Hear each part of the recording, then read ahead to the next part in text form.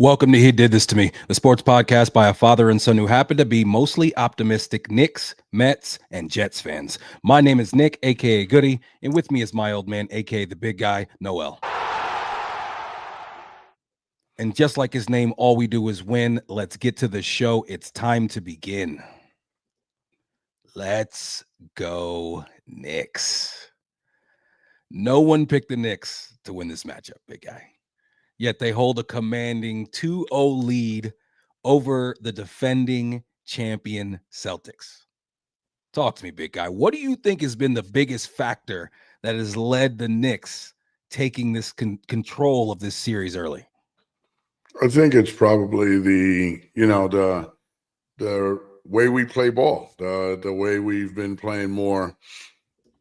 We're playing a tougher game than they're used to. They're used to things going very smoothly, and we're kind of mucking it up a bit, playing good, hard basketball, and, it's making a difference. I see people characterizing it in such a way almost like the Knicks are only winning because these guys are playing so badly and they're having such a bad time shooting and whatnot, and they're uncontested shots and blah, blah, blah. You know me, Nick. That's all garbage, man.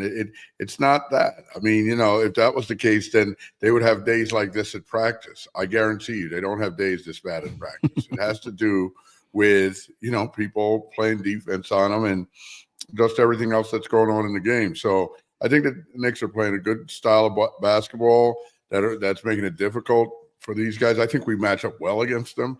Obviously, this is why we formulated the team we did. And I think our coach is doing a very good job against boy genius, Joe Mazzulla. So your first point, everybody is talking about what's going to happen when Boston starts hitting shots. Nobody's talking about what's going to happen when the Knicks start hitting shots. We had the worst offensive rating and the worst offensive output of the entire season in game 2, and yet we still came away with a victory. I think you hit it right on the head as far as the fact that the Knicks are just playing with more force. That Detroit series did something to us. It brought something out of us. And really throughout this playoffs, you've seen that the Knicks have taken the defense and the physicality to another level, and it's bothering the Celtics. The Celtics, you can tell they're used to getting to the rim, and if they have a guy beat, then they just get off like a nice easy layup. And we're challenging everything, and it's forcing them to sometimes miss them. I just think that the Knicks have definitely come out with a real game plan. And you started it, you said it, so let's go ahead and talk about it. Is Tom Thibodeau actually out coaching this guy Mazzulla in front of our eyes? This guy who's supposed to have such a great overall reputation for being some young whiz kid, and he does all the analytics and everything. And I've seen, not only when it comes to just the entire mindset of your team, which I think I always say that you have to give the coach either the credit or you have to criticize the coach for the mindset of the team. I think that's one of the things that's most important. I think clearly this Knicks team, in their ability to come back in these 2 games, they seem like the more mentally tough team, at least down the stretch so far. Got to say that, right? 100%. But then tactically, Dad, there's a couple of things that I'm not understanding as far as in game 2, about 2 minutes, 2.5, I think it was 2 minutes and 37 seconds left. They put in OG. I'm sorry, they take out OG, they put in Mitch. Mazzulla immediately just goes to the hack of Mitch, and they're not in the penalty. And it was actually Rick Brunson. I went back, I watched it again. So after the first time, Tibbs looks annoyed, as he always does, and he goes and he calls for Mitchell Robinson. And then, he calls for OG to put him back in. And then Rick comes over and talks to him, and he goes, "Oh, go back," because he's like, "Yo, let them get that next foul so that they're in the penalty." And that's so important at the end of a game. Brunson was able to give a foul when he was beaten, and he had Derek White on him in the paint late in that game yesterday because we had a foul to give. So I don't understand exactly what Mazzulla clearly just is terrified of Mitch. He wants to get him off the floor at all costs. He talks about his plus minus and everything, but I don't understand in that spot. you're so close to a foul under 2 minutes where you'll be able to, like, literally a possession and a half goes past and you'll be able to do the whole foul under 2 minutes and be able to, put them in the penalty. I don't get that, man. I don't get what he was thinking right there. And his explanation afterwards didn't make any sense either. Well, because Nick, I would imagine it probably had something to do with some sort of analytical number that made sense. That, listen, like you said, Mitch is such a plus minus, guy that we just got to get him off the floor. It makes such a big difference that they're willing to do things like that, which clearly is not, it's not good basketball sense. But their whole game plan, Nick, is that, we're going to shoot more threes. And even if we miss, if we shoot 10 threes and you only shoot 6 threes and we make 5 of our 10 and you only make 4 of your 6, we still win. You know what I mean? It's like that kind of weird math, but it doesn't always work in basketball. It's not just a math equation. The flow of the game matters. It matters that you're just giving up long rebounds. It matters that the other team's going on a run. You need to slow it down. You need to, stop chucking up threes with, 15 seconds left in the shot clock. I mean, it's stupid. Even if you're open, it's stupid sometimes. Right. Even though the analytical numbers tell you it's so. And that's what I'm telling you, man. I get it. I think this guy Mazzulla is a bright young man and he's a good coach. But, let's stop anointing these guys, I mean, a lot of it has to do with who your players are, okay? I mean, I'm sorry. Joe Mazzulla, it's not like he came up coaching, some guys from the G League. Right. He did come into a great situation. Obviously, your boy Ime Udoka had his issues and had to be jettisoned out of Boston. And then that guy did inherit a team that had been in the playoffs perennially and just kind of needed to take that next step. And I see a lot of people making the point that this is probably the best team in the hardest series the Celtics have had to play in the last 2 years. Last year they had a cakewalk. They run straight through Orlando this year, and now they play a team that was top 5 record in the league all year long, a team that had a little bit of ups and downs as far as just kind of finding its way, but a team now that is in the playoffs and is healthy all together for the first time. And those 4 games before, they just don't matter at all. And I want to take a little bit more second and give Tibbs his flowers because there's so many things that I was begging for, that I was hoping for, and some things that I didn't foresee that Tibbs is doing that stand out. So the switching more, and also mixing it up when it comes to how we guard the pick and roll. I think that's so important. And the Knicks have definitely from the very beginning emphasized the switching more, but there is occasions where, especially with Brunson and Towns, they'll occasionally do like a hedge or I've even seen them put Towns in a little bit of drop coverage, and the mixing it up, I think, is keeping the Celtics second guessing, and it's contributing to them missing those threes. Another point about the missing of the threes, it's not like, first of all, the whole wide open threes thing, I don't really always like, because there's some of them that I see that they consider wide open threes, and it's like, that's not a wide open three. There's a guy, he might be off to the side of him, but he is getting over there and making it a little bit harder for this guy to shoot that ball. And I think that we strategically, you can see that we are going out of our way to force them to take the types of threes that we want them to take. We're forcing them into taking threes when they're off the dribble, where it's not a penetrating kick. They're keeping everything out of the middle. And I heard Tibbs say it in in one of the things where they had him mic'd up, and he was saying, just remember, keep it out of the middle. That's what stops the driving kick. And that's exactly, because when guys get into the middle, now you have to help and sink. So we're forcing them to the baselines where they have to make that pass that is to another guy who's fairly close. So therefore you can help and still recover on him. I think that's another strategic thing that we're doing that is really working out for us. Also, that whole thing with how he played him with the fouls, at the end of that game, I thought was super important. And then running Bridges, we're going to get into Bridges, but obviously he was having a terrible game. The fact that we ran a play for Bridges to start the fourth and then continue to run plays for Bridges, even when Brunson was back in the game. So we come back from a timeout with 6 minutes and 38 seconds left. I rewatched the game. I wrote down this note.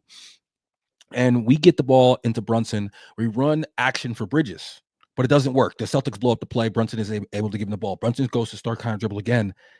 Then Bridges again goes and like does a pin down and pops out and gets the ball. And that was the play where he ended up like methodically dribbling through everybody and then putting up that like lefty reverse layup. But I just thought that the clear emphasis to say, hey, this guy's got it going right now. We have to feed Bridges. And it was, you could tell that it wasn't just like something that the players came up with. It was an edict. You know what I mean? Like everybody was, there was plays being ran for it. And clearly even Brunson was like, okay, this is what we're supposed to do. I thought that was huge. And then you got to ask yourself, man, are our guys conditioned to play all these big minutes now? Nick, there's absolutely no doubt. Okay. I mean, yeah, we can definitely get into that as far as are our guys conditioned. As it turns out, all year the minutes police have been screaming about Tibbs and saying, we're going to get injured and whatnot. Knock on wood, hope that doesn't happen. But a lot of other teams that have been playing 10 deep and they've got this long bench and all these young guys, all these other teams are having injuries. I know, but my point is, everybody got hurt this last year, though. So my point is, it has nothing. We just don't know with stuff like that. That's sure. I'm not saying that he's got it figured random. out. We don't know. It's absolutely random as far as injury. But I will say, our guys, for better or for worse, seem hardened in the fact that when they have to play hard minutes in a high pressure game. Right now, we're doing better. Is that because he plays some more minutes during the season? I don't know. But they're doing better. They have. And the other thing you got to ask is, these guys look tired, Nick, at the end of the game. Brown Celtics, and Celtics look all spent. of them. They look all spent. of them. They did look, especially game 2. They look spent. But I also think they were just emotionally spent at the end of game 2. Yeah, like, and in game 2, like they're all of a sudden they're just like, are we about to fucking do this again? And that's exactly what that entire Celtics crowd felt like. I'm telling you, I could feel it from the TV that the crowd was starting to, just get a little bit nervous. And there was a point, Dad, where we got royalty in the chat right now. Mr. Al Hughes, Uncle Al, man. How we doing? I'm sitting there and I'm watching the game and I'm like, I can feel it. I can feel that they're feeling, just real angst. And at one point it's 86-81 and the Knicks fans in the place get loud because you could hear the Knicks fans in the fake garden, and the Celtics, they like try to like respond and like try to drown the Knicks out, and then Brown just bricks a 3, and the Knicks fans got even louder. They had nervous energy when they were up like 14 in the third. And the thing is that I was watching Bill Simmons and his pops, and he had his pops on. His pops was at the game. He goes to all the games, got season tickets, and he's like, the crowd was so nervous the entire game. Like when we were up 20, you could tell they were still nervous. And as soon as it like got down to like 16-14, they were very, very nervous.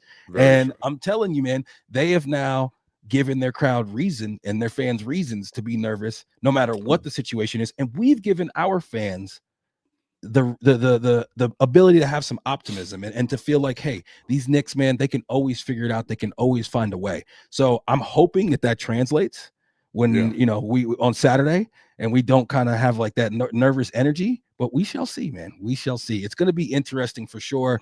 And I want to kind of break down, a lot, all the different players. But the other thing that I wanted to point out as far as with Tibbs is that when it comes to like playoff basketball, and at the ends of games, you're going to be running a lot of isolation, a lot more than you do in the regular season. Is that something else that we're more practiced at? Because he runs so much ISO all the time. You know what I mean? Like, because at the end of games, it seems like, Brunson obviously is Brunson. He's the most clutch player in the world. But then I saw another thing. Cat is number 2 in clutch points in the NBA this postseason. And okay. And you look at these guys, Tatum and Brown. Tatum can't even get up a shot on the last 2 possessions, like on that last possession, and then the game before that, Brown can't even get up a shot. Our defense being outstanding in those moments. Like, I mean, our defense was next level in both of those plays. Bridges is the defensive equivalent of Jalen Brunson.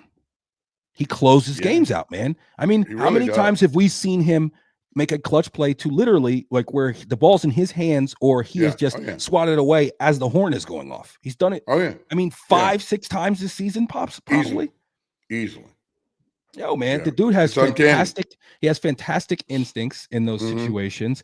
And, Mm-hmm. his defense has been great this entire series. I've loved what I've seen from him. There's been times in both of these games where his offense was just, I mean, absolutely just killing me because I'm just like, can this guy hit a fucking shot? Sometimes with the silly turnovers, but just, the passes that are way too ambitious. But if he wants to continue to do what he did in that fourth quarter where he comes in and drops 14 points, Unbelievable. I love the emotion that I'm seeing out of Bridges, and like just the way that he is, you could tell that like he really wants this, like he's so emotional for his teammates as well, not just himself, but for his teammates. When his teammates do something, he reacts as if it happened to him. And Yeah. Yeah. I look at stuff like that, man. I just, Bridges, fuck them picks. I'll take Mikal Bridges, yo. He seems like a very genuine guy. And listen, Nick, the togetherness on this team is genuine. It's Yeah, real. man. We got the Pope And on our these side. guys, right. And these guys also, too, you see what I'm seeing that's been a little surprising to me is a different level of, say, toughness. Toughness without bravado. And I love that. I love that. Just toughness without bravado from, listen, the way this guy OG is up in Tatum and Bridges, our man, these guys, like I'm saying, it's a lot of toughness without bravado, tough play, hard play without cheap play. I really do like what I'm seeing. I like the way these guys are playing ball. Deuce coming in, making some waves.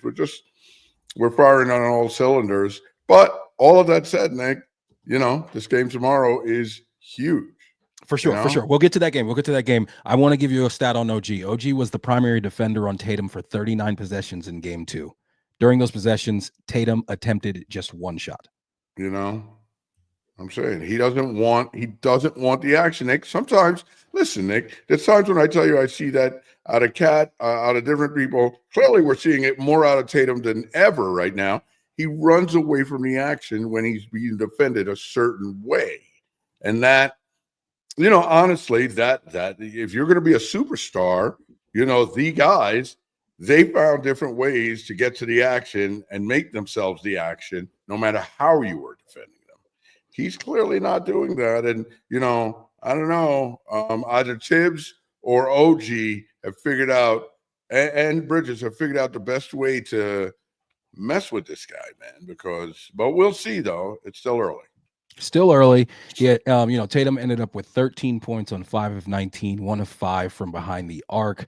And, OG continues to show you his value. I mean, how much more valuable and how much more impactful of a game can you have when you only score 5 points than what we saw from OG and Anunoby in game 2? And also the other thing with 5 points, man, but you limit the Tatum to only 13. And, the thing about Tatum is, you and I have both said that we have felt like at certain times Jason Tatum is the best player in the league, just as far as all the different things that he can do, his size, all those things. But I'm going to ask you 3 questions, Dad. And just, you can give me a yes or no answer. Is Tatum elite at hitting threes? No. Is Tatum elite at shooting mid-range jumpers? I believe so, yes. Is Tatum elite at finishing at the rim? Yes. But he's gone away from both of those, I think. See, I think that he's good at all 3 of those things. I don't think he's elite at any of them. I think he's elite at Anthony Edwards. Anthony Edwards is elite at finishing at the rim. I think Tatum is too. I honestly think, and I saw a stat the other day that showed, Nick, that last year or the year before, he was elite at those things, but they were like, a higher percentage of his overall shooting. Now those have both gone down 10% each, and it's all gone to 3-point shooting. And his 3-point shooting isn't necessarily better. He's just shot more 3-pointers. So that brings up his average and so forth.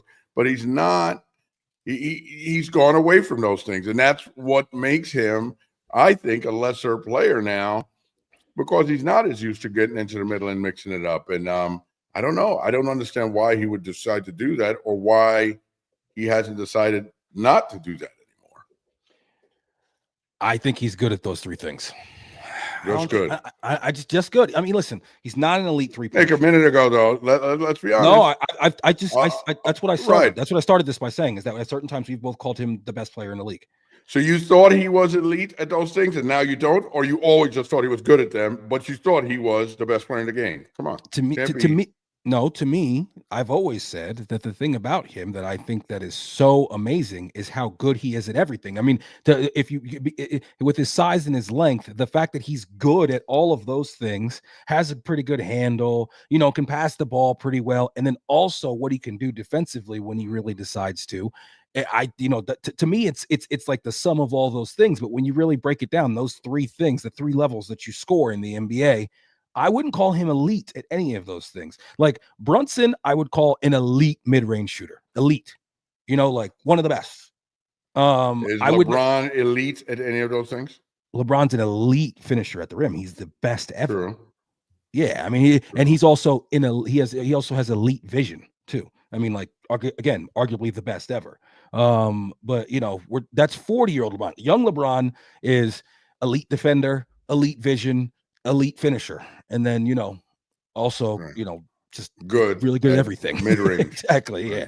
Like, can't hit that midi, can't hit the three. But I just I look at Tatum, and I could just imagine how frustrated I would be watching those two performances where he continues to chuck up threes when there's opportunities. I mean, there's a play where Jalen Brunson has fallen to the ground, and you can either throw it to Jaylen Brown right there, or you can shoot another three. And I get it. You guys like to shoot threes, and shooters got to shoot, but there has to be a point. And Dad, in the beginning of the game, last game, they were going to the basket. They were killing us. Man. Yeah, they were killing us. Jaylen Brown was killing. But hey, well, hold on. Can he do that for a full game now, Nick? Right. With putting pressure on him with the knee, Got the knee going. Injuries are part of the game, man. I don't care about anybody saying, "Oh, well, this person's injured. Porzingis, this."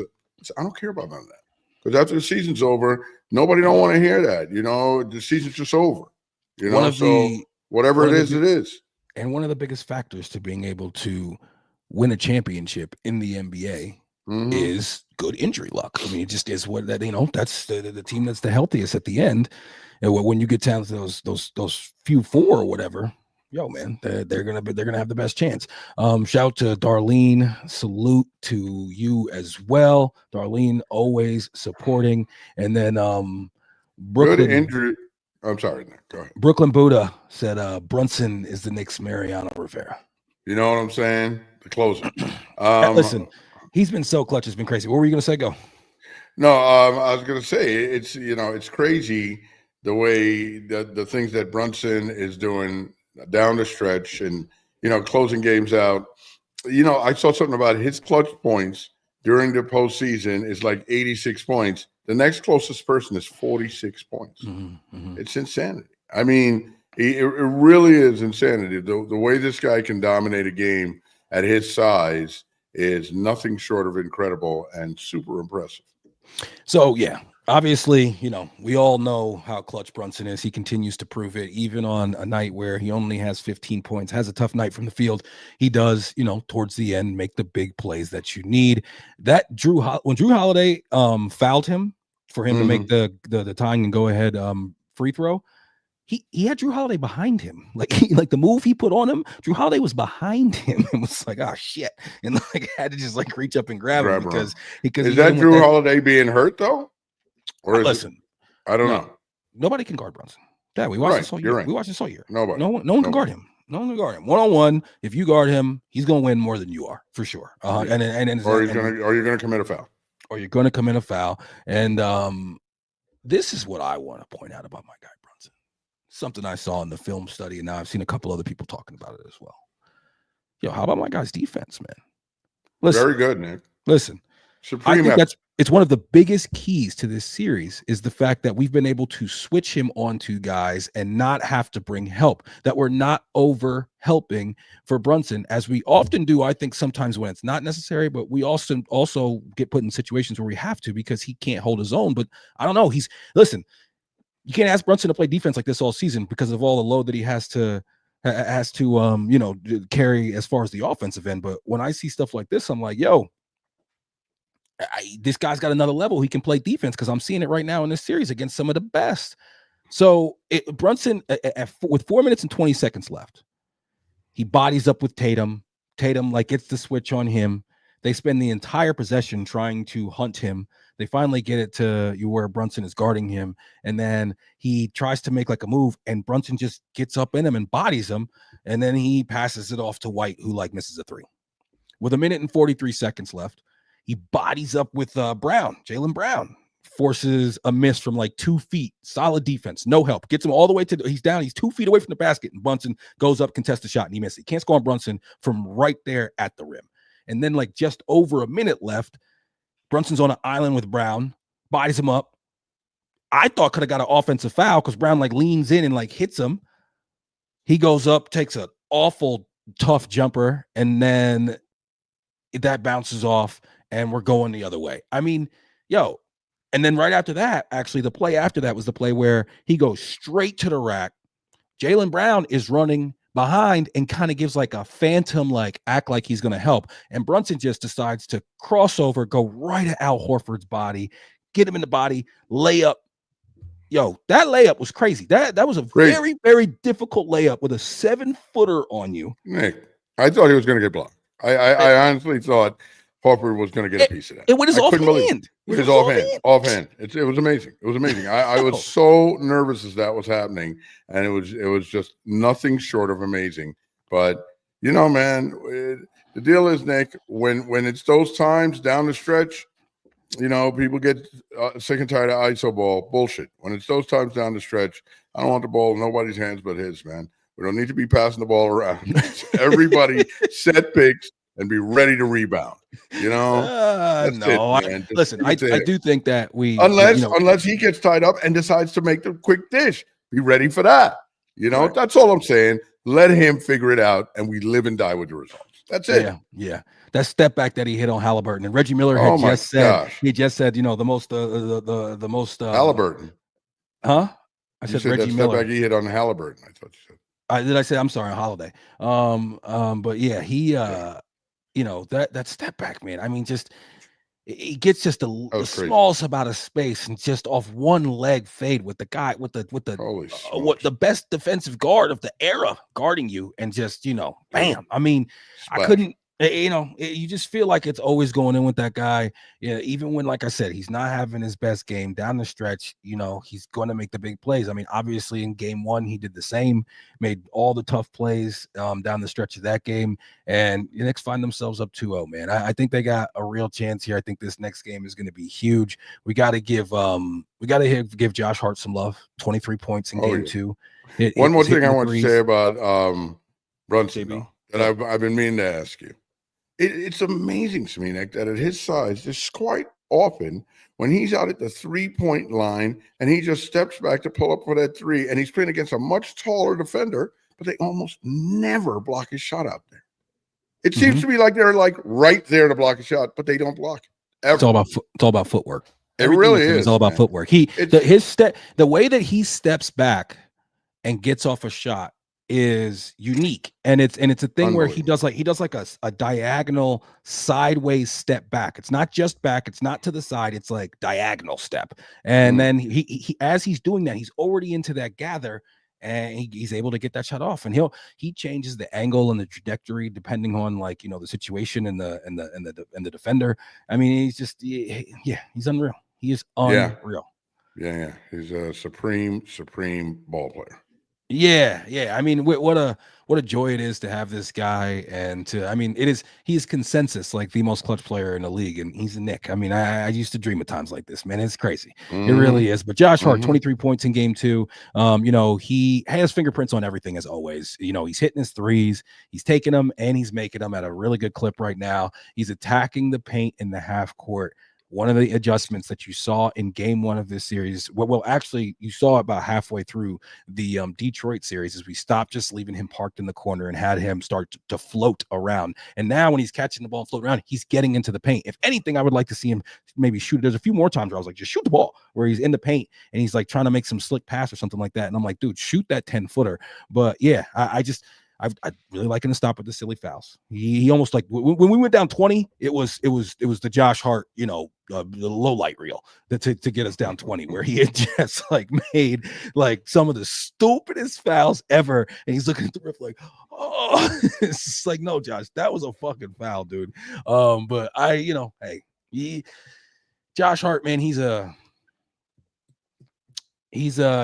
conundrum to a certain extent, just because you're like, oh, but he you can't shoot. take him off the There's floor. So many things he does in big well. moments. Yeah. You can't, Nick. You need him. I know there's times when you get frustrated with him and all that. Dude, man, he does too many things. He comes up with too many plays that just out of the blue. He could be playing stupid, make stupid fouls, but you have to live with that for the out of the blue plays. You really do. Yeah. What did I tell you? What do you remember last week? The key I said about Deuce. Do you remember where I said if this happens, then this will happen? Talking about Deuce. Well, I don't know. Something about make some shots. No, if he outplays Peyton Pritchard, we win the series. Right. So far. Yo, Deuce has got the shot back. He's about to come to the Garden. The Garden's going to be loud. My guy Deuce is going to be hitting threes. Oh man, I could see that right now. Yo, Deuce is yeah, we need that. We need that early.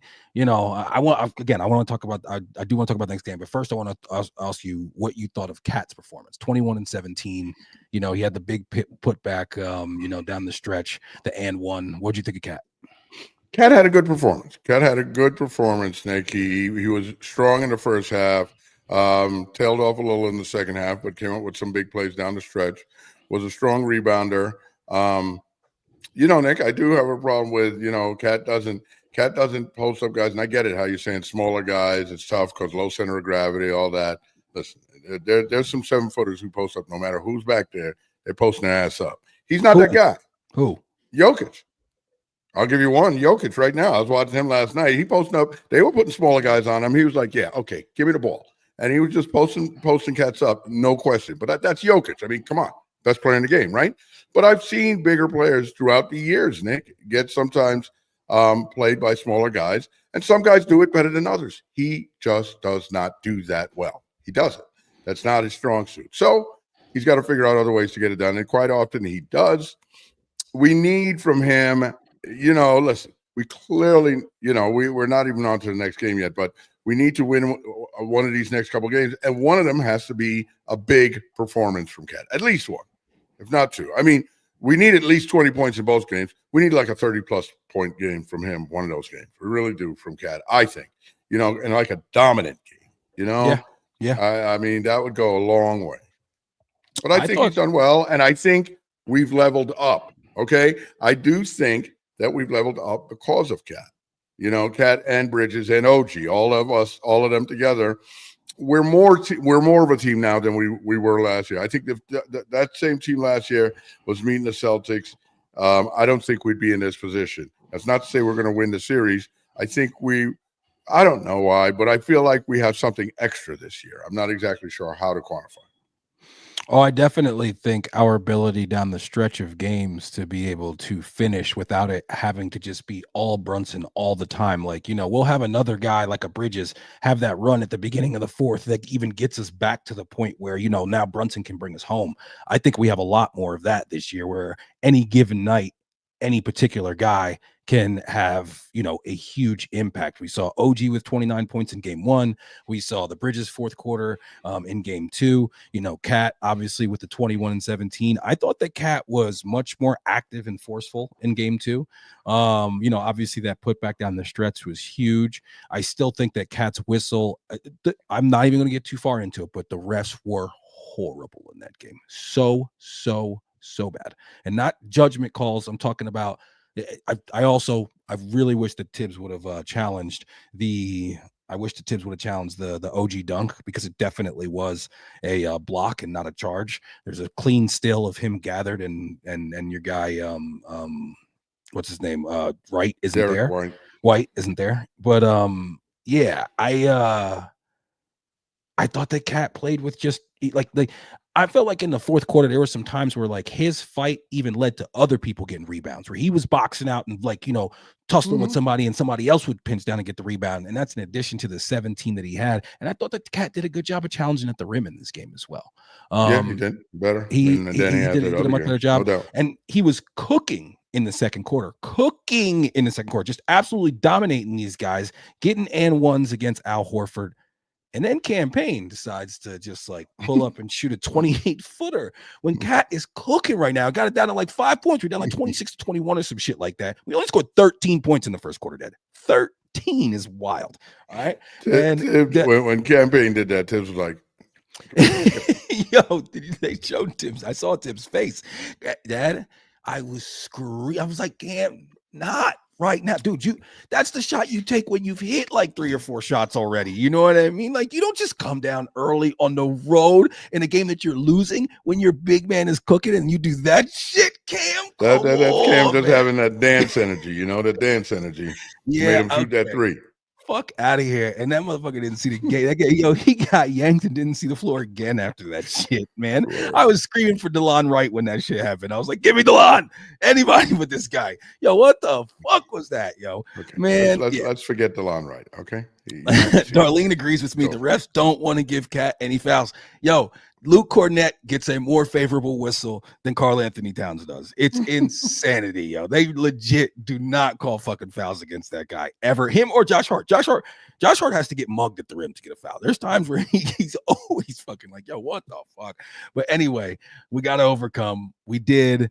I just thought, I thought Cat played well, man. I thought he played well, and I thought, in both of these games, late in the game, huge tip-ins, and just being active around the paint, being the biggest guy on the floor has really helped. And then, Porzingis, he's got this illness, man. They say it's like lingering effects from some sort of virus. He's all fucked up. Like Bill Simmons' dad said, as soon as he walked out before the game, they were like, yo, is he playing? Oh no, he's not starting. And then they were like, they were all talking about it. And he said, as soon as Porzingis walked out on the floor, there was like a hush over the crowd because he said he was like, his color wasn't right. He was really? all like just drawn out and pale and skinny and shit. And it's just like, damn, yo, Porzingis, whatever he's got going on, you could tell he's not himself. He's all types fucked up. And I don't think Porzingis is soft. You know what I mean? Like I don't think he's soft. No. When he was with the Knicks, there were some rumors that there were some times he was sitting out with some injuries that like the people around him felt like he could play. So I don't know, but I listen. I hope he feels better. I just hope he feels better in a week. But yeah, no, he's something's going on with him, man. I mean, I think when he was with the Knicks, he had more to like the Russian flu a couple times, which was like Russian vodka. Him and his brother. You're saying he was a booze hound? Yeah, his brother. I think I'd read a couple times where his brother, they out at like the China Club or something like that. And enjoying the New York nightlife a little bit when he was a young man. I don't know if I ever heard anything about him, having like any issues with alcohol or anything like that. But yeah, we've definitely seen like some pictures of him out. How about Mitchell Robinson, man? Mitchell Robinson, listen, the man got Missoula scared. He and OG on that last play, the adjustment, and I heard that amazing. Because the previous play, Jason Tatum, the screen is set up much higher. He gets Mitchell on skates, crosses him over, dunk. Mm-hmm. When that happened, I'm like, how the fuck do we let that happen right now in this game? I know. But then the next time they figure it out, adjustment. They get down, and the thing is that Tatum, you're inviting him to go, hey, if you're going to shoot from 3, go ahead, bud. Go ahead. But we're just not going to let you we're not going to let you get a layup. And then Mitch does a good job of sending him left. Tatum loses his handle just a little bit, isn't able to turn that corner. Now, OG's over in your face. You're going up. If he shot the ball, OG would have blocked it. And Bridges comes out of nowhere. He tries a last-second attempt for a pass to Jaylen Brown. Jaylen Brown was pissed too. Did you see Jaylen Brown's reaction?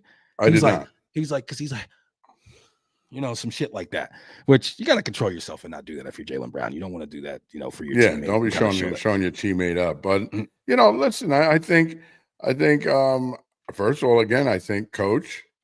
I think coach should have called timeout as soon as the possession started. Then I think he should have called timeout as soon as it was obvious that he couldn't just do what he did to play before. Once you see them like backed up behind the 3-point line, timeout. Timeout. Yeah, exactly. You're going to be running on the floor, screaming a timeout for a timeout. There's zero reason why you shouldn't use that. But Joe Mazzulla, as I've come to understand, is notorious for taking timeouts home with him.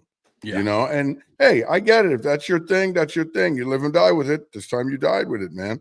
I mean, there's zero reason why, when your team is not executing well offensively, why you wouldn't want to call a timeout right there to try to put together a winning play. Yeah. I mean, yeah. I don't understand that at any level, unless you're supremely arrogant and you stand there with your arms folded like you're John Wooden, but you're not. Come on, man. It's just it doesn't make any sense. He should have called a timeout, should have designed a play, could have inbounded the ball, at midcourt. I mean, what are we talking about here? I mean, he feels like it just works so well, so just run it again. I feel like if it just works so well, you got to think that these guys are probably going to defend it better this next time. Fine, but run it again, Nick, and give them an alternate in the huddle. If they do this to that, do this. If it doesn't, look, as soon as they switch on to what's his name onto when I don't know if at that point they're going to let you call a timeout. You really legitimately have to run on the floor. But if I see that, once I see OG coming over and I see Mitch there, I'm trying to scream timeout. There's still like 4 seconds on the clock at that point. And now just try to get something. Nick, he could have called a timeout with like 8 seconds left. As soon as he got across half court, and they clamped down and made him go left, he should have called timeout immediately. There was at least 8 seconds left. It's not. Yeah, I really think the only place to call timeout there is just like literally as you see those guys, like just how OG just turned. OG guarded it totally different than he did the play before that. The play before that, he was up on him in the front court. That play, he turned around and sprinted back, and they got back there, and they both just stood there like with the screener. So I think Mazzulla at that point, you got to look up the court and call timeout. I think once he goes into the play against Mitchell Robinson, I don't know if you'd have to, because you're on the far end of the court. It'd be hard for you to get a timeout at that point. All the refs are down on the opposite end of the court. At least one of your players on the floor has to, has to be aware. The other thing is that he said that he wanted to keep Jalen Brunson on the floor because we hadn't subbed him out. But then he didn't. But he had Drew Holiday just standing over in the corner with Jalen Brunson. Like he didn't run anything at Jalen Brunson. If that's the case, then come down and run a screen and roll with Brunson's man and try to get the switch onto him. I didn't get that at all. But listen, with Mitch, one thing we have to say, hey, Leon Rose bet on Mitch. And right now that bet is cashing. Everybody was talking about Mitch possibly getting moved at the deadline. Leon said, no, we're going to, this guy coming back is what our big deadline acquisition is. And so far, man, that has been huge for us in this entire playoffs, and just hope everybody continues to stay healthy. And we can, like I said, man, it's going to be big that the Garden crowd, like, sometimes, we've been so good on the road. We haven't lost a road game yet in this playoffs. We're 1-2 at the Garden. And it's like this game on Saturday, the Garden crowd, I'm just hoping that one thing that makes me a little bit nervous. Have you seen like about the ticket prices and how crazy they are? Yeah. So are you telling me that that's like, some people are saying that like, maybe that's a lot more like, people who just like want to be there as opposed to like huge, like rabid fans? Nick, you're not paying to be there and to be seen and all that crap if you're sitting up in the 300s. Okay, so if you're paying to sit up there, you're paying to sit up there because you're a Knick fan and you want to be in the house. Okay, and that's where most of the people are. I'm not worried about that at all. Yeah, one other point I wanted to make, as much as I do hate on the refs, and that's honestly really just because of a lack of consistency as far as how it goes both ways. This version of basketball that we've been seeing in this playoffs is going to be much more popular with the American public. I feel like if they continue to let them play this way, and then it forces guys to not just chuck up threes all the time, like this series right now, I think is so important for like just the tone of the NBA. If the Knicks were able to win this series and, they even be able to do things beyond that, a team that is not so analytics driven, plays a game of basketball. It's a little bit more fun to watch, doesn't chuck up a whole bunch of threes, plays defense. I feel like that's what a lot of people are looking for. Yeah, I feel like a team like the Celtics, if you're not a Boston fan, you don't like them. You know what I mean? Like nobody really likes watching them play because of how they play. They don't do it as like pretty as like, the Warriors did with Steph and Clay. They just have this system of just chucking them up, and I don't think that's very fun to watch or very aesthetically pleasing. This whole I think what we're seeing, and let's not get ahead of ourselves. We still have a ways to go, but you're seeing a little bit of this 5-out and the whole totally analytics driven offense being somewhat exposed here. I didn't expect it. I didn't predict it, but that's what I think we're seeing a little bit of. I think that the Knicks, two things. One thing I always told you was that the NBA is better when the Knicks are better and so forth. And we're absolutely are seeing that now. We're going to see it more and more because, and the other thing I think is that with Jalen Brunson, Nick, I think it's not going to be at the same level, right? But you see how Steph Curry changed the game.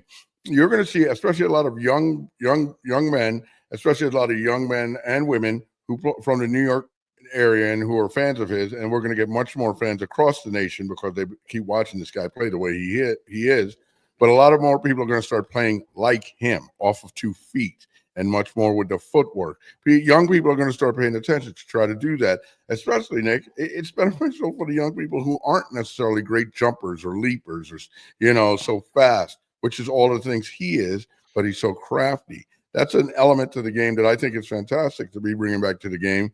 And I think he's doing a lot of that, man. I think he's going to really explode after this season, even more onto the advertising scene and all that.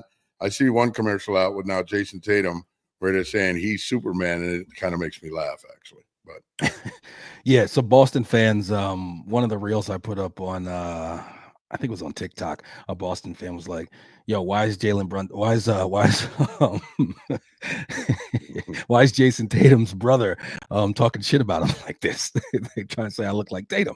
Every light skinned dude. You look like Tatum. Yes, I get Tatum. I get Brunson. I get Brunson all the time. Brunson makes more sense with the hair and everything. You don't look anything like Tatum. That's what. But game 3, man, it's gonna be interesting. Listen, the Knicks. We were up 2-0 last year against Indiana. We know how that went. The infamous series back in 93 when we were up 2-0 against the Bulls, and then they won 4 straight. Nothing's promised. We saw Cleveland come out and win big tonight after going down 0-2 to Indiana. That's right. Indiana going back home. So I'm just really hoping that we get to see like our breakout game offensively. Everybody's talking about the Celtics needing to break out offensively. Like, yo, we had our worst offensive game, and we're just missing so many open good shots. And I know that's not the story because everybody's concerned with the champs and what they're doing, but as Knick fans, we know that we haven't played our best game. Cap only had 15 points last game. We just got to come out, man, early and take care of business. We got to stop doing this fucking, getting down by 20 shit. Obviously, Josh Hart talked about it. Hey, can we play a complete game? It's got to be something that we put a real emphasis on. It's not to just get off to a good start, but to just, not have to. I feel like when they've gone in their runs, it's been because we start turning the ball over and we start like making like silly fouls and shit. And then they get out and they get on a run. They hit a few shots. Things are going their way. They're out getting layups and shit off of our turnovers. We got to figure out a way to just play a clean game. And if we play a clean game and we win game 3, obviously we're in the absolute driver's seat. If we come out, like you said, play a clean game, jump on them early, have a good offensive game. These guys, and Nick, I think mentally they're weak, man, and they're on the brink now of being pushed over that brink. If we have a really good game against them, game 3, Nick, I think we sweep. I mean, if we, like really solidly beat them, I don't think there's any way they come back game 4, because I think they're in a damaged state right now. So if we can somehow, this game is huge, Nick. is huge. Huge, huge. If we win this game, I feel extremely confident that we win the series. Not a Yeah, of course. newsflash. We would be up 3-0. But honestly, it's because I think if they win this game, that seriously that imperils us greatly, even though we're still up 2-1. Then game 4 for us is as close to a must win as it can be without it being, So we got to win. We got to win tomorrow. That's huge.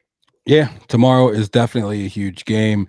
I just feel like the Knicks can win in different ways, and they're kind of a one-trick pony. And like Right. you said, I feel like we are more mentally strong than the Celtics are. And really, man, this is the nerds versus the purists. You know what I mean? Like the concepts of these two teams and how they're playing. It's the nerds versus the purists, and we're going to see who's going to win out. Yep, I think that'll be the Knicks. Let's go. The New York Mets won 7-2 tonight with a win over the Central Division leading Chicago Cubs. Cubs have looked like a really good team this year. They played a tough schedule and still have that very, very good record. Clay Holmes was the pitcher. As Anthony says, he is pitching very well. He's got an ERA under 3, really, and just continues to be a great investment as far as bringing a guy who was struggling as a closer, turning him into a starter, which is a much more valuable thing to have, and him being able to not only get stretched out but be extremely effective. Again, pitching lab. That I don't even know what exact. I don't even know what that exactly means. But whatever the pitching lab is, we're figuring some shit out. Hey, our starting staff Hefner, or whatever his name is. He's amazing. It's not just Hefner, but it's the technology, man. We've turned up our technology since we got Uncle Stevie at the helm, and Stearns as well. And now Stearns is a guy who he was a make something out of nothing guy over there in Milwaukee, and now he's like, yo, I got all the resources. Let's go. And that's been huge. Our boy Juan Soto is getting hot. Yes, sir. It's that time, right? Towering shot today. Towering shot today, absolute bomb. And these numbers were before today. So this is not counting the RBI single he had today and the home run he hit today. Going into today, he is hitting 346 with a 1.339 OPS, 4 home runs, and 5 RBIs in the month of May. Hit 2 home runs against the Diamondbacks the other day, and just been, looking like the Soto that we expected. Let's go, Soto. Listen, man. You knew it had to come around. Come on, man. The back of his baseball card doesn't lie. He's done it for too many years. He's going to do it. It's baseball. There'll always be ups and downs. Listen. I love what I see out of Soto. That guy, and I know they said his take rate is the second most in the league, that he can take more pitches. Man, I will tell you, that can be a little frustrating sometimes, but this guy he's got nerves of steel, man. He takes pitches that are like 2 inches off the plate, and he just stands there. And it's like, wow, this guy. But, it's such fantastic and sound baseball. It really is. But at times, it's great to watch. At other times, it's a little frustrating. But more often than not, it's great. Yeah, no, Soto's been fantastic. Lindor hits a leadoff home run. Pete continues to rake. He hits a double. He's just having a monster year. National League MVP. Anthony Rodriguez says happy that Brett Beatty got his confidence today with that home run. Yes, Brett going to Oppo Field, hitting a no-doubter. That was huge. He's going to be up, and he's going to play. You know what I mean? They're not going to bring him up here and not have him play. And, with the injury to Winker, a spot opens up, and all right, kid, you're coming on back down to the bigs. Let's go. It's good to have that type of depth. It's good to have a major league. Brett Beatty, we're not sure if he is a major league caliber player, but we think that he is. And he's not like some guy who just looks totally overmatched up there. And to have a guy like that waiting in AAA and be able to bring him up is huge as an organization for sure. And man, starting pitching just continues to be solid. And Acuna. Talk about a guy. This guy's legit. He's legit. He's an everyday major league player, like straight up and down. I don't want to see any times where like Squirrel is in the lineup instead of him. No, absolutely not. What he can do. Although Squirrel's playing pretty well, though. He's playing pretty well. He's all right. He's doing all right. But I know he had a home run today. Had a line drive shot. But come on, man. I need Acuna, man. I need Acuna. Acuna's his fielding, his speed. Come on, man. I need Acuna in the game. He can play all the different positions. Find a fucking spot for him every single day. His glove at second base on the steal attempts is fantastic. Fantastic. He's fantastic, yo. And then our guy Nunez, who we love and we're asking for him to come back. Got to get it under control. He's got to get it under control, my guy. You got a fucking 5-run lead. You come in and you walk in the ballpark. What's the matter with you? Like, yo, chill. But nah, yeah, he hopefully it's just a little bit jitters getting back to the bigs or whatever. But yeah, I'd really like to see him clean that up. And then, man, Pete Crow Armstrong should be ours. It's so frustrating that guy's Pete Crow What Armstrong.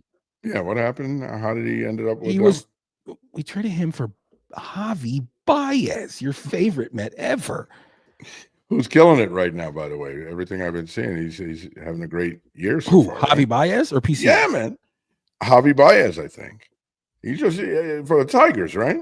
Yeah, he's playing for the Tigers. Man, I know he's playing a different position now. He doesn't play. Like two home run games back to back or something like that.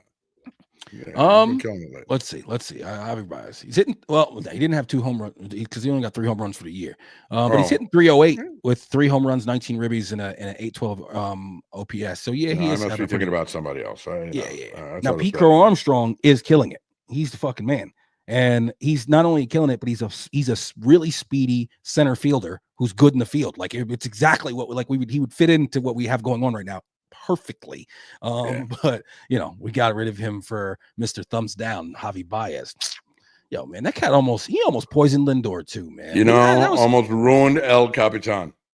And Stearns would have never done that trade. No way. That's just not how he operates. He's not giving up serious future for anything. He's not for years. He puts those guys somewhere like in the island so people can't even see them. Like the good prospects, he keeps them hidden. Well, hey, let's talk about something that involves some prospects because, there is not just rumblings, but like out and out, back and forth in the press with the Mr. Rafael Devers over in Boston. He's a fantastic third baseman. He's a decent in the field. I mean, just a great bat. And would you ship out like Vientos, a top prospect, like a top 10 prospect, and like a top 20 prospect for Devers? My first inclination is to say no. You never want to trade anybody. You're so low. Everyone wants to always, it's like a game of Stratego with you people. I mean, you're always trying to trade somebody. Vientos had a fantastic year for us last year, and it's on the upswing. What are we doing? Yeah, I don't know about on the upswing. Listen, I like Vientos. Good enough. My guy. Let him play. Listen, I like Vientos. Vientos is my guy. He's not having a great year. He's hitting 220 right now. It's early. With a 671 OPS. And Dad, his defense is shaky. What do you mean? He's got a gun for an arm. He's been Dad, good. His defense has not been good. He had first of all, I went to you and I we went and we watched the Knicks game at Marley's, which is a sports bar, with my 2 kids this past Monday, game 1. We watched the game there. Plenty of Knicks fans. Why? Because the Mets are out here playing against the Diamondbacks, and it's right across the street from the stadium. So we're sitting there, we're watching the game, we're having a great time. We go over then and watch the Mets win. I actually take a video of Francisco Lindor's home run. I post that video. Francisco Lindor himself likes the video. And then also I posted that video in a response to something on Twitter from the Mets official account, and the official Mets account liked the video the next day as well. And so I go back the next night and I go to the game. Vientos had a ball, and I was sitting, Dad, like I was sitting like where just a little bit to the right of where we were sitting before. So I was looking directly like at the third baseman. Behind the plate, a little bit up the first base line. Dad, he had a ball that got hit. It was smoked. It went straight through his 5-hole. And they did not, it's a very hometown thing. They wanted to give the guy a hit. They didn't count it as an error. I was like in the ballpark and I'm looking up at the board and I'm like, no error? What is going on here? And I looked it up and yeah, he didn't get an error for it, but he had a ball go straight to his 5-hole. And he had another error later in that game, a ball that actually it wasn't an error, but it was a ball that a lot of third basemen can get to, man. Like the Diamondbacks third baseman got to a couple balls like that throughout the game. His fielding's not that good. It's just not. It's simply not. He does have a strong arm. His range is a little bit shaky. And I'm not I'm in no way, shape, or form saying like we need to figure out a way to upgrade Vientos. I like Vientos. If you could trade him and like maybe one top 10 prospect and like a top 20 to 30 prospect for Rafael Devers, you do that in a heartbeat, man. You got to.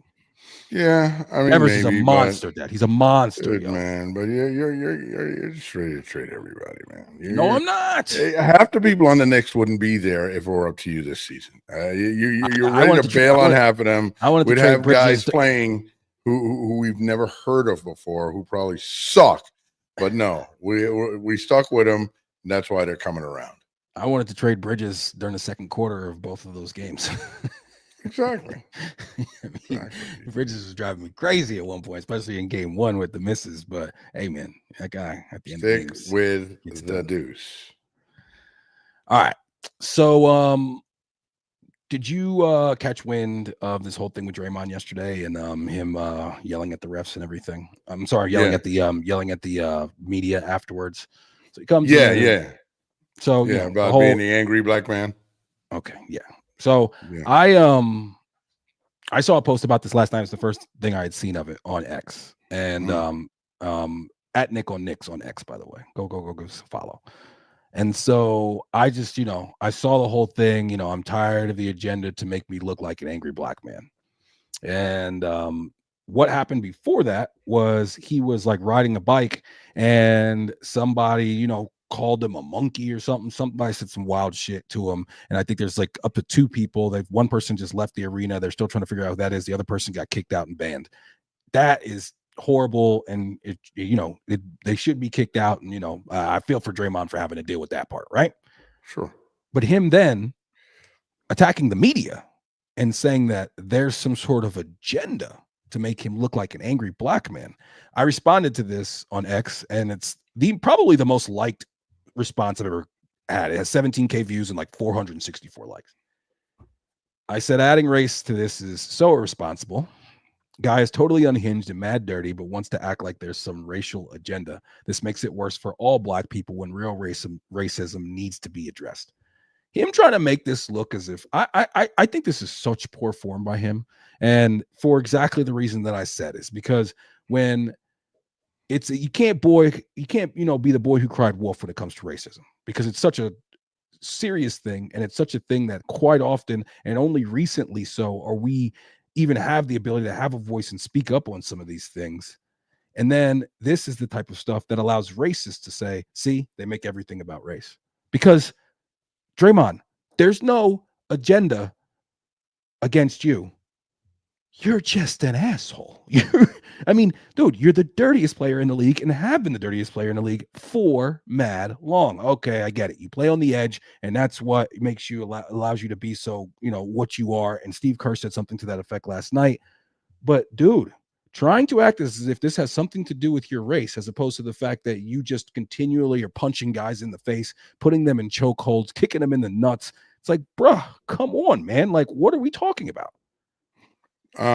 Well, first, when he said the whole thing about being an angry black man, I don't know if he was saying that to the press about his foul, or if he was more referring to the incident with the person in the crowd and that whole altercation and so forth. I'm not sure what he was referring to. Does it matter? But it does matter, because if he was saying that basically he had something to say about somebody saying something to him in the crowd, and that was being portrayed as if he was being nasty when someone said something vile and racist to him, then, I don't have as big a problem with it. But my point is that he was kind of angry when he said it. And he, he is a black man. Right. But he did. But listen, listen, man. The problem a lot of times with Draymond is, and I'll give credit to Perk, because I heard him saying exactly this, but I've said it for many years myself, is he acts like we're not watching. He acts like that hit on Nas Reed last night, like that wasn't on purpose. Dude, if it's not on purpose, you've got the worst case of Tourette's I've ever seen. You Especially when can't we've seen you control do your that exact arm. same thing. Like, Right. I mean, You've what, done it a 10 few times where times? you just flail on people. Mad And times that that's I that's watched like a right. That's 2 minute. not a mistake. It's not a happenstance. It's by design. And you're gonna hurt someone. And listen, man, I'm surprised nobody's just hauled off and punched him in the face. But everybody, Nick, a lot of people are apologists for this guy. Clearly Steve Kerr is, and a lot of people are, and a lot of people were before and are getting off that bandwagon because he continues. He makes you look foolish if you support him, and if you make excuses for him, sooner or later you're going to realize I got to stop making excuses for this guy because he's a jackass. I mean, look, Nick, Steph Curry's out of the game. They need you more than ever to be in this game. We cannot afford to lose you for the next game. And you came back to the team before the last game and apologized for some of your actions and said you're going to be better. And there was no reason to do that to Naz Reid. I mean, I didn't see the whole game, Nick, but was Naz Reid playing tight defense on him? Was he on him a little bit? Yes, but you just like flailed, like get off me type thing. And it's like, dude, what are you doing? Do you think no one saw that? Do you think we don't have the video? I mean, I don't understand why the league keeps the league lets him get away with too much shit. There has to be a certain point where it's like, dude, you do this all the time. I don't give a fuck if you're gonna tell me you're doing this and you're doing it as it's a mistake, then you got to correct that mistake. You do it all the time. Like, dog, I don't care what you it can't is. just You got to do better. We all got to live by rules. It's a society. Yeah, the flailing of the arms, the shit that he does. Darlene knows. Darlene knows. Yeah, she gave me one of those before as well. Appreciate you, Darlene. But like, I just feel like, man, at the end of the day, yo, dude, you're costing your team. You've already possibly cost your team a ring, okay? With just your hijinks and your fucking kicking the ding ding. Yeah, yeah. Like, come on, man. And like, in addition to that, dude, it's just like, yo, man, have some respect for these other players. Like you said, I'm surprised nobody swung off on him. Listen, I bet you he don't try no slick shit with a guy like Julius. Not a big motherfucker like that who got a little bit of crazy in his eye, who he's not playing that type of. He's not gonna do no slick shit like that to a guy like Julius. And that's the thing. Julius, the better players, they're too valuable as well. So you can't haul off and punch this guy. He's suspended for the rest of the fucking series. Right. But like, you need like a hockey goon. Yo, exactly right. You got to have somebody you just like throw in the game and have him, be the goon. But like, I don't know, man. Half these motherfuckers, like when he did that wild shit where he was talking about Cat being scared, which was just some of the most disrespectful, just disgusting shit ever. And everybody, including PJ Tucker, is like dapping this guy up after the game. Yo, man, in the league, it's just not like that anymore. But he sooner or later, man, somebody, my boy Danny, who is a huge like Bay Area sports fan from just outside of San Francisco. Him and I were texting about it, and he was saying, "I wish somebody would just hit him by now." Did you see Steph's face after that? Steph was like, "Come on, like, bro. Yo, like, chill, man. What the fuck, yo? They're all like that, Nick, because it's like, and this guy is still arguing with Steph. And Nick, I'm saying he should have gotten thrown out of the game just for the way he was in the ref's face after that call. Crazy. He was sweating and spitting all over the ref. If I'm the ref, I'm like, yo, if you don't back the fuck up right now, are you, dude? Come on, man. Come on. It's crazy. It really is. I mean, the guy is just such a dick. He has no self-control. He's hurting his team. It's a bad reflection on the league, in my opinion. I think the guy is a valuable player, and he's been a valuable member of a historically good team, a dynasty. Mm-hmm. And with all that can be true, and also you can just say, God, man, what a fucking asshole this guy is. Jesus. Has been for years. Come on. Let's go around the NBA real quick. OKC right now is leading Denver 65-64.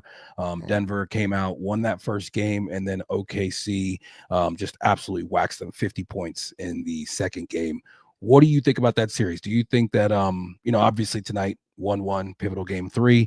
Do you feel like OKC can get over the hump and kind of mature into that team that ends up getting to a conference finals and maybe even a finals? Or do you think that Denver and their championship experience and having the player like Joker and all the things that he can do, which one of them would you see prevailing?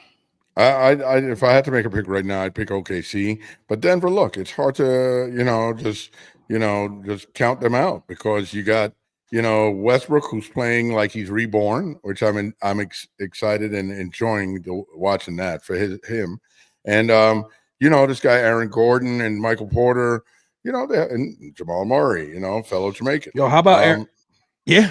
How about Aaron Gordon being like the most clutch player in the world, yo? Unbelievable. Yo, he's doing his thing, man. I mean, you got the putback dunk, and then that three. Was crazy. It's crazy. Great setup by Westbrook in that play. Exactly. Younger Westbrook takes that shot somehow. What? A younger Westbrook in that spot takes that shot. Well, right before that, he took a shot and bricked it. Yeah. But then he came down, he made the pass. He takes that one as well, younger Westbrook. Yeah. But, I mean, listen, as great as Westbrook has played, he's had some moments, end of the season and into the playoffs where it's kind of just like, Russ, what are you doing, dude? That one play where he goes and rushes ahead and tries to get the layup and he misses, he blows the layup, and you needed to take time off the clock right there.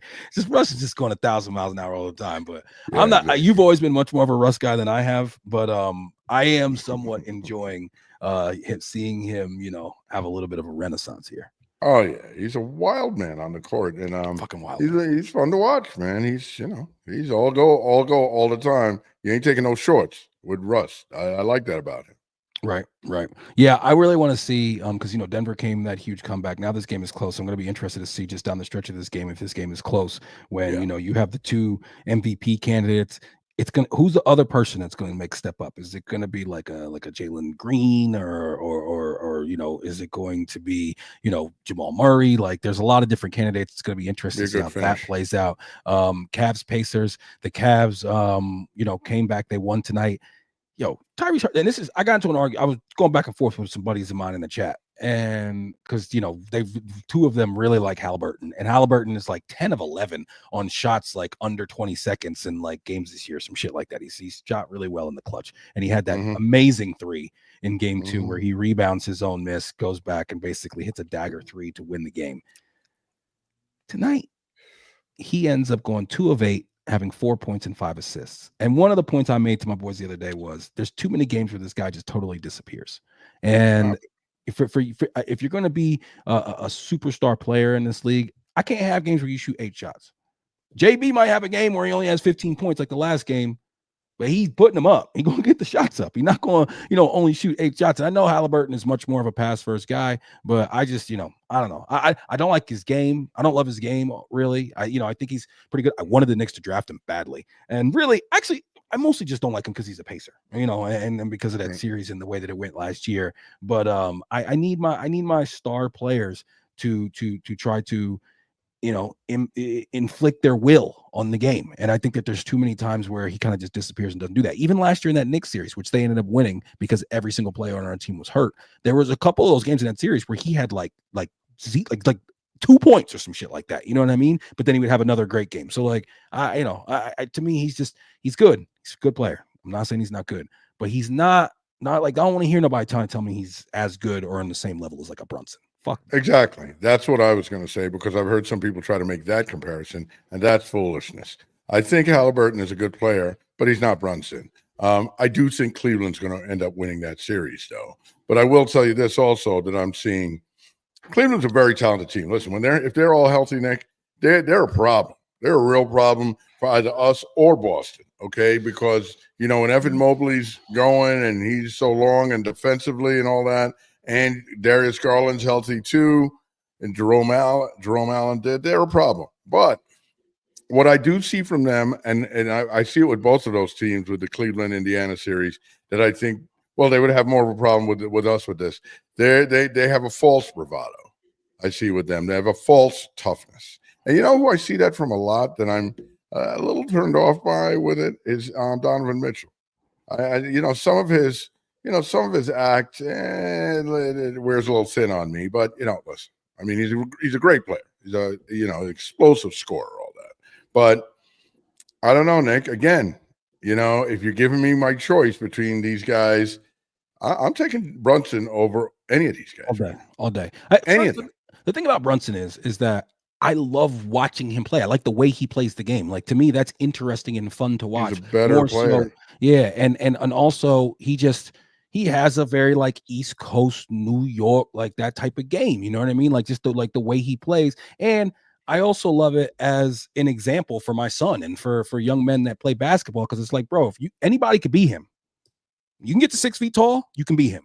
Like it's just about whether or not you decide you want to put in the work to be able to, get yourself that level of skill, because nothing jumps off the page as far as his athleticism, his size, anything like that. He's just a fucking ball player, man. See, And but now to be fair, Nick, to be fair, if Donovan Mitchell played for our team and not Jalen Brunson, we would feel virtually the same way about Donovan Mitchell. He does play that good East Coast ball, all that, and we love him, and we would love him. He's a very, no, very good player, but I just don't think he's as good as Brunson. I don't He's think not as to good as me. Brunson, what we've known Brunson to become. A couple of years ago, we clearly would have taken Donovan Mitchell over Brunson, with just We were what they supposed to get were. Donovan Right. Mitchell the same year we got Brunson. We were supposed to I get them don't think it both. would have worked as well with the two of them on the same team, Nick. I really don't. No, I think no, that and that's no. another thing. Team construction matters, and we have that Yeah. one ball dominant guy, and we put a team Yeah. around. Like it's like Julius is doing well over in Minnesota, Right.